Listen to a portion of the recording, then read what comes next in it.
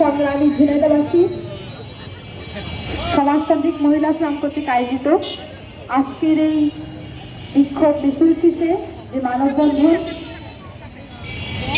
এই মানববন্ধনে আমাদের মাঝে উপস্থিত আছেন সমাজতান্ত্রিক মহিলা ফোরাম ঝিনাইদহ জেলা শাখার সংগ্রামী আহ্বায়ক নারী নেত্রী রুবিনা খাতুন।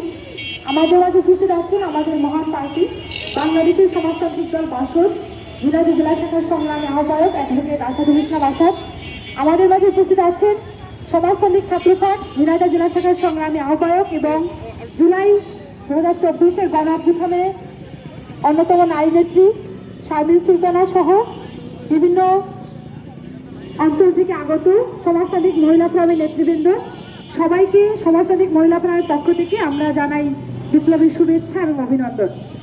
সংগ্রামী ঝিনাইদহবাসী, আপনারা জানেন আজ 8ই মার্চ